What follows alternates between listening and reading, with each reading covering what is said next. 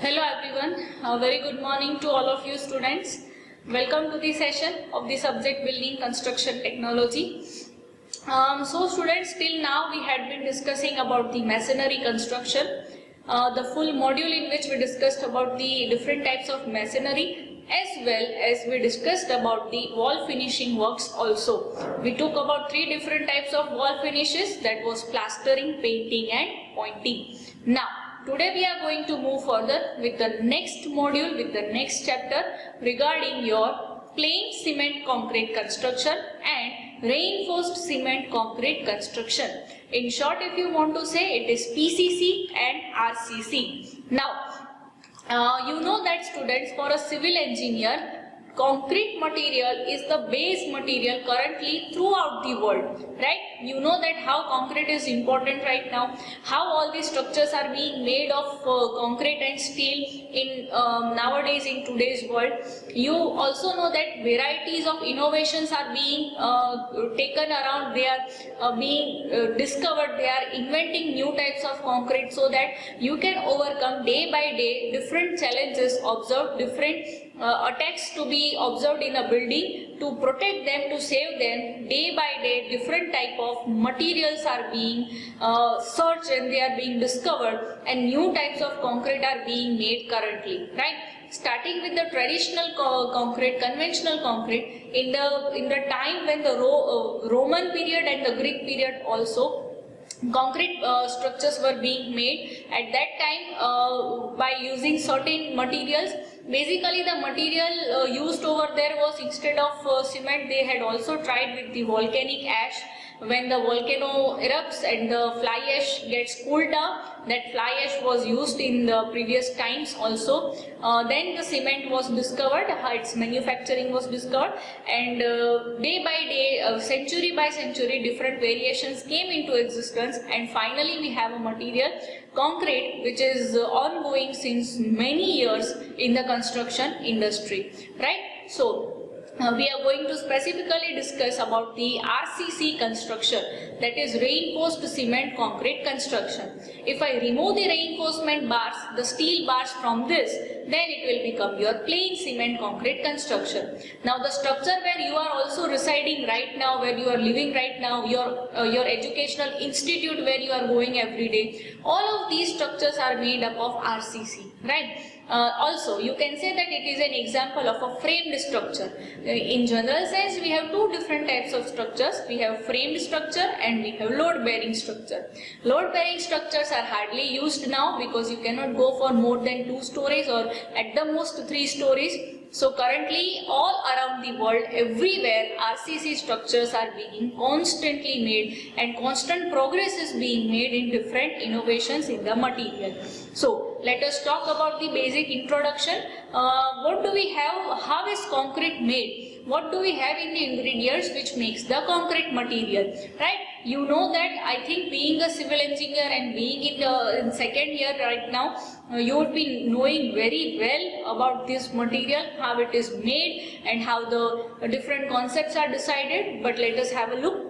So basically we have cement, sand, aggregate and water. These 4 constituents are going to make your concrete mix. We have cement, which is manufactured from the manufacturing plant. Different processes are used for the manufacturing of the cement. Then we have sand, right, which is your fine aggregates. Then we have a coarse aggregate, that is your stone aggregates, and this dry mix is combined with water, and hence it becomes your concrete mix, right?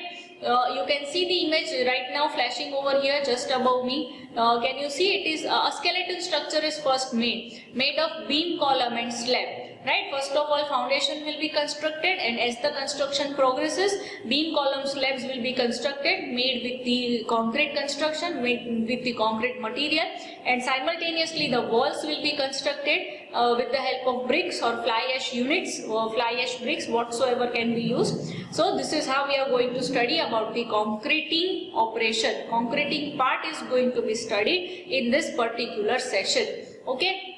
So next, how do you place this concrete and how are the beams, columns and slab obtained? So for that we will be having molds, we will be having forms. To be a generalized term, to carry out a huge term, we will call it as formwork. Right? The formwork means the temporary structure, the boxes which are laid on the side in which you are going to fill the concrete, and hence your required size and dimension and structural member will be obtained. That is known as formwork. Okay, so now let us discuss about the concrete. First of all, we will discuss about the material. We will discuss about cast in situ and precast also, and then we will move forward with the concreting operations. Now, what does it say next? Reinforced cement concrete. Okay, as I told you that the major ingredients for the reinforced cement concrete will be yes, cement, sand, aggregate, water, and because this is reinforced cement concrete, steel reinforcement will be your next constituent added in this. Apart from this, you can also add one more ingredient known as admixture. Admixture is an extra ingredient. It is generally provided to modify or to alter or to improve the strength in any case, or to modify any properties of the concrete mix. Different admixtures are used. Currently we are going to discuss about the basic ingredients only. So here students, you can see that how a concrete mixer is rotating, right? Once the materials are combined, once the materials are gathered together, you will have to mix it. Now mixing can be done in two ways. You can do hand mixing and you can do machine mixing. So I am showing you an example of a machine mixer over here which is rotating constantly. You would have seen this in truck dumpers also, that how the truck carries a huge rotating equipment in the dumper, and the concrete is mixed on the site and then it is poured and directly placed, right? Second you have is the placing of concrete. You can see the clip over here that how the concrete is laid, it is placed, it is spread, and simultaneously compaction work will also be done.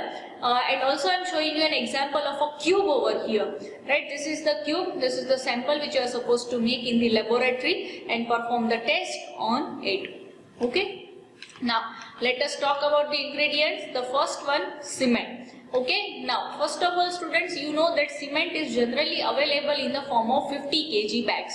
Correct? We have different manufacturing companies in India. We have Birla Cement, we have Hathi Cement, we have Binani Cement, right? Now see students, please note that these are the manufacturing companies of the cement. If I talk about the types of the cement, then the basic type of cement we have is Portland cement, ordinary Portland cement, which generally has 3 grades, 33 grade, 43 grade and 53 grade. Okay, so cement is generally available in the form of 50 kg bags. It will be ordered into the site in bulk according to requirement, because concrete will be required in tons for any particular mass concreting work. Now cement is manufactured in the plant by using two processes, dry process and wet process. Dry process uses water in manufacture, and dry process does not use water in manufacturing, while the wet process uses water in manufacturing. Okay, the main constituent for the cement will be lime. Lime, that is your calcareous material containing calcium, and the second material will be argillaceous material containing aluminium. So these two are the basic raw products, raw material for the manufacturing of cement. Along with that, certain chlorides, certain alkalis will be also present, and together when it is combined, it will be burned at high temperature, clinkers will be formed, and hence your cement material fine grinding will take place. So what is the work of the cement? What is the function? It is a binding agent. It is a binding material. It is going to bind the aggregates together in the presence of water. It will react with water, it will get mixed with water, and heat energy will be released. That heat will be known as heat of hydration. So this is the basic function, being a binding agent of the as the cement. Next we are moving to the second type of material, that is your aggregate. Now aggregate will be of two types. You will have fine aggregate and you will have coarse aggregates. Now fine aggregate means sand and coarse aggregate means stone. The same images also you can see over here. The top image shows you the sand and the bottom shows you the stone aggregate. Now how do you define what is fine aggregate and what is coarse aggregate. Then we have a particular size for the same. The material which is less than 4.75 mm, less than or equal to 4.75 mm, then it will be your fine aggregate, and if it is greater than 4.75 mm, then it will be your coarse aggregate. How can you do this? You can do this with the help of Indian standard sieve. Varieties of sieves are available. You know about the sieve analysis also. The different tests can also be performed for aggregates, for cement, all of these material. There are lots of tests available also. So with the help of sieve, the material which is passing will be smaller than 4.75 and the material which will be retained will be your greater than 4.75 mm. Now what is the purpose of the sand? It is going to fill up the voids between the coarse aggregate, and what is the main function of the coarse aggregates is to impart strength and impart stability to your full concrete mix, and hence a hardened mass will be formed. Next, about the size, we have 10 mm, 20 mm and 40 mm aggregate size, which are standard sizes available in the according to Indian standards. Next, we are going to move forward with what do we have? We have water. Okay. Now, about the water, if you think that you will feel that why is water such a big deal? You can use any kind of water, right? But no, it is not like that. You cannot use any kind of water in the concrete mix. The most prescribed water which can be used is potable water. The water which can be drunk, right? So the potable water is desirable according to Indian standards to use for the concrete mix.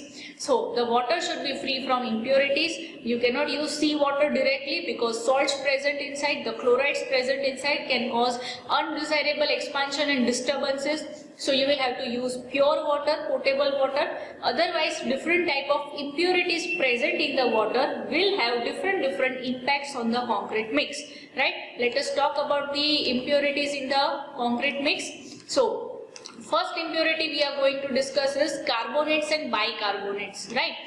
You know about the hard water and soft water. So if the carbonates and bicarbonates are present in water, then it can either accelerate the reaction which takes place when cement and water are combined, when concrete mix is combined, chemical reaction takes place, it releases heat of hydration, right? So in this process it can either make it very fast or it will retard it, which is not desirable. It has to go according to its described speed only. So this will be your impact of carbonates and bicarbonates. Next we have is chlorides and sulfate. As I told you, seawater is going to contain chlorides and sulfates both. So it is allowed up to 3000 ppm for sulfates and 10,000 ppm for chlorides. More than that it will cause disturbance in the concrete later on.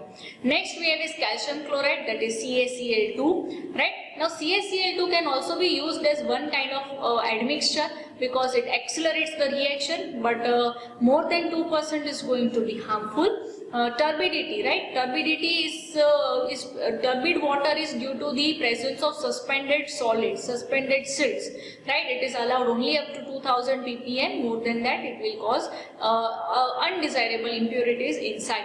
Seawater, as I told you, brackish water or seawater, it should not be used. Algae, if algae is present in the water, it will cause reduction in strength. So hence, these are the impurities which should be, if it is present, then it should be limited. Otherwise, pure water has to be used for concreting work and also for curing work. Now, next I am going to discuss about one concept, that is your water cement ratio. Now, what is water cement ratio? We talked that the concrete mix is a combination of cement, sand, aggregate and water, right? But now, how much water you will put, how much cement you will put, all of these things are done according to the mix proportion, according to the grade of the concrete which is decided. But water cement ratio term means weight of water divided by weight of cement, right? Weight of water, it means that the amount of water used per the amount of cement which is present. Now, if the water cement ratio is more, then it means that the water present inside the concrete mix will be visible to you, it will be more, right? And in that case, your concrete mix will become very much workable. It means you will be easily able to transport it, place it, compact it. It will be easy to handle, right? It will become a workable mix. But according to Abram's law, the water cement ratio is indirectly proportional to the strength of the concrete. It means if the water cement ratio is less, then ultimately the compressive strength of the concrete mix will increase. So it is desirable to keep the water cement ratio as low as possible. In general cases, 0.38 is considered, 38% is considered to be ideal water cement ratio, in which there is bound water and gel water. But up to 0.40 you can go. So 0.40 by rounding off, it is your general desirable water cement ratio. Then according to Indian standards also, it depends on the exposure condition. I have put up a table for you over here. This is the reference from Indian standards 456, IS code 456. You can see that based on various exposure conditions, what water cement ratio should be decided for PCC and for RCC. Based on the conditions, you can decide. It is given in the IS code itself. You can make changes in this, but as low as possible it has to be kept, and because of that your strength will be achieved more. Okay students, so this covers your basic concepts regarding the concrete construction. We shall discuss about the concreting operations in the next session. Till then, have a good day students. Thank you.